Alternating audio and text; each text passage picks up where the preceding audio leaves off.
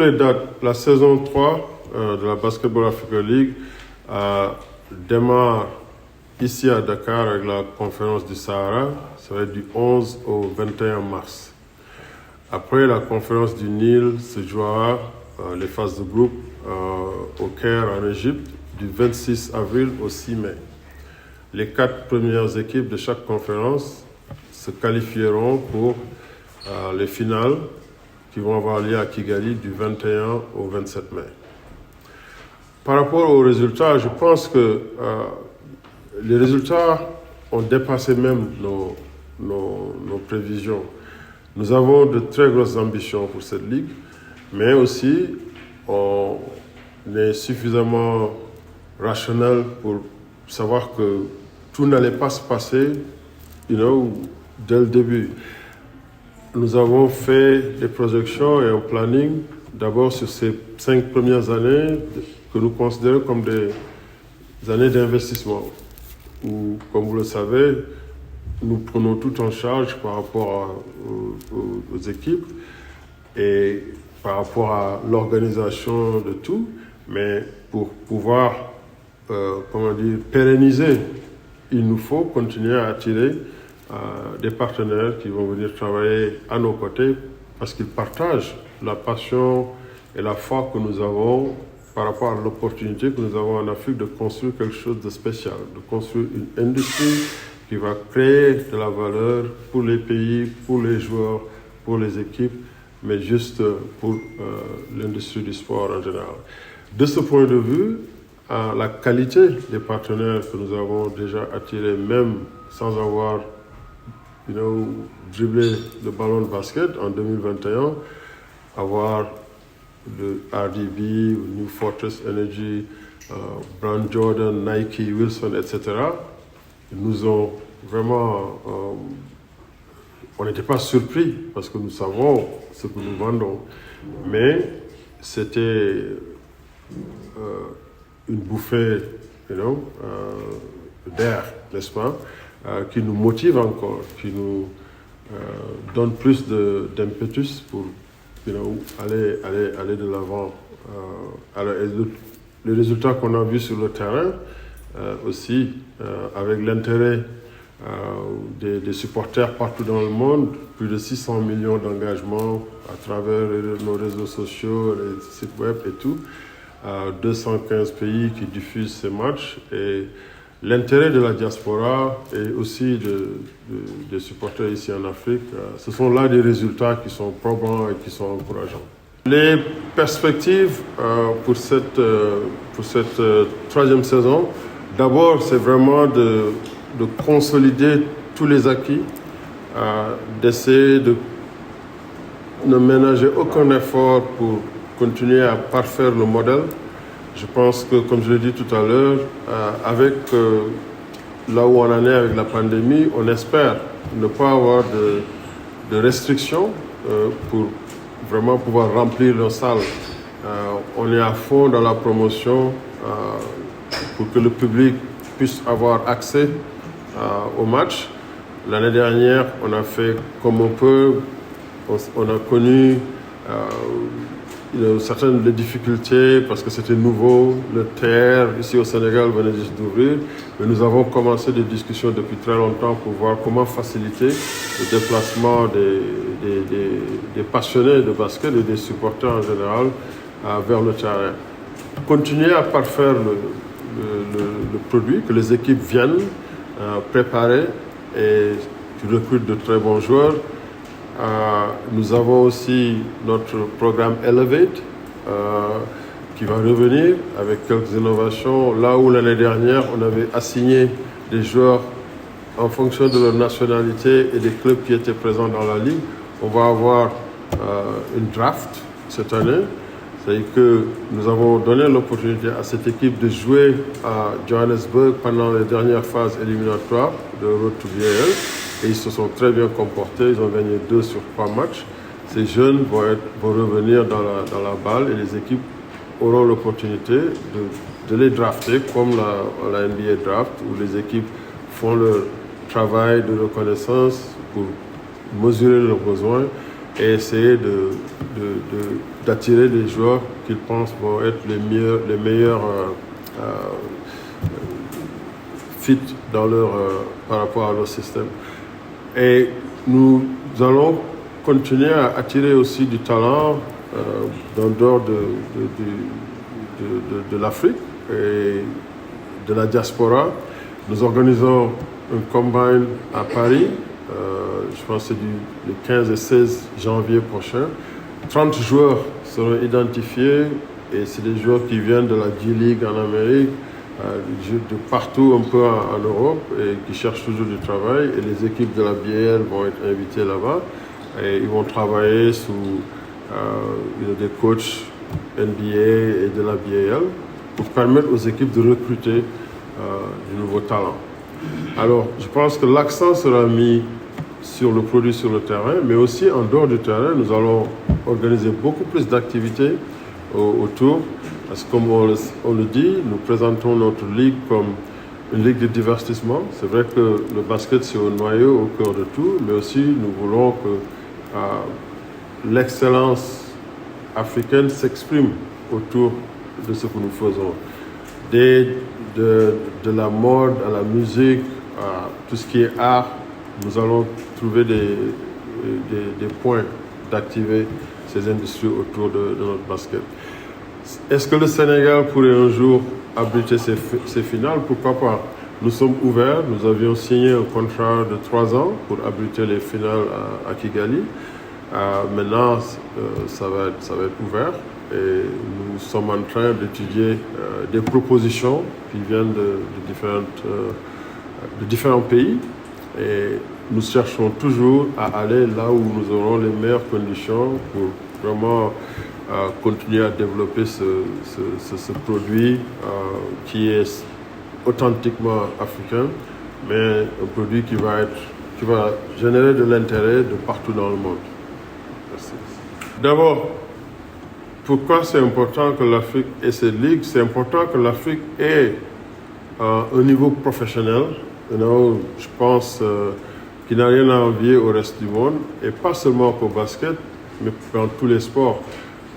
J'étais à Doha au début de la Coupe du Monde de football, et de voir ce qui s'est fait là-bas en termes de développement d'infrastructures, et c'est le même élan avec lequel nous avons approché notre initiative ici. Nous voulons travailler avec les autorités publiques comme privées pour effectivement voir la multiplication d'infrastructures sportives qui vont pouvoir accueillir des événements de niveau mondial. Un jour, l'Afrique organisera la Coupe du Monde au basket, j'en suis certain. Mais pour cela, il faut commencer dès maintenant à construire ces infrastructures. Mais aussi, il faut commencer à instaurer une culture de sports business. On comprend que, oui, nous sommes nous avons dans notre ADN l'utilisation du sport comme outil de développement social et communautaire, mais aussi c'est un outil de développement économique au pur sens du terme. Organiser des événements de rang mondial pour contribuer au PIB des pays, n'est-ce pas? Alors, c'est la raison pour laquelle c'est important. C'est important de créer de l'emploi pour notre jeunesse. C'est important de donner à notre jeunesse l'opportunité de rêver et de réaliser leurs rêves sans avoir à partir du continent forcément. Pour nous, c'est ça tout le symbolisme de la raison pour laquelle nous encourageons, en tout cas nous faisons ce que nous faisons de notre côté avec le basket, mais les autres sports vont faire pareil aussi. C'est pour donner de l'opportunité au maximum de jeunes en Afrique qui peuvent être intéressés par différentes activités sportives. Mais pour nous, la Basketball Africa League s'assigne comme mission d'être au cœur du développement de cette industrie du sport qui va générer de l'emploi et qui va contribuer au PIB de nos pays. Alors, quelles mesures nous avons prises pour améliorer les conditions de jeu cette deuxième saison? D'abord, cette combine dont je parle, nous l'avions envisagé à Washington DC l'année dernière, au mois de janvier, mais la pandémie ne nous avait pas permis d'aller au bout de notre idée. Alors on se réjouit de pouvoir le faire à Paris. C'est quelques jours avant, il y a un match NBA, je crois, entre les Chicago Bulls et les Detroit Pistons le 19 janvier. Nous allons organiser sur 2 jours une combine où nous allons inviter 30 joueurs et les 12 équipes de la BAL vont être là pour recruter. Je pense que donner plus d'informations à ces équipes, leur permettre de recruter en bonne connaissance de cause, va aider, je pense, aux qualités du basket sur le terrain. Et aussi par rapport au programme Elevate, bien que nous avons inclus ces joueurs l'année dernière, mais les équipes vont être beaucoup plus impliquées dans les choix qu'ils vont faire. Nous allons organiser un tirage et puis en fonction des ordres de choix, les équipes vont, comme à la NBA Draft, vont choisir les jeunes talents qu'ils vont amener dans leurs équipes. Sinon, au niveau de la composition des rosters, c'est toujours 8 joueurs locaux, nationaux, et 4 joueurs qui peuvent venir dans d'autres de ces pays, mais parmi ces 4, 2 joueurs peuvent être africains, et par africains, c'est des joueurs qui sont nés de parents africains. Oui. Alors, je vais répondre en reverse. Nous avons tenu compte du Ramadan, et c'est la raison pour laquelle nous allons jouer du 26 avril au 6 mai. Ça va être peut-être 4 jours après le Ramadan. Je pense que le Ramadan va finir vers le 22 avril ou quelque chose comme ça. Et ça va commencer vers le... Bon, on n'a pas encore vu la lune, hein, mais je sais il y a des dates qui sont avancées. Je pense que ça va être vers le 22 mars. Et on aura bouclé la conférence du Sahara. Alors, par rapport aux 2 villes, oui, dès la fin de la saison 2, nous avions eu beaucoup de demandes par rapport à d'autres pays qui voulaient organiser. Et nous avions failli même ajouter un autre pays pour jouer sur un total de 4 pays. Mais on s'est dit, comme je le disais tout à l'heure, que essayons d'abord de consolider les acquis, parce que ça ajoute toujours une autre dimension de complexité d'aller quelque part pour la première fois.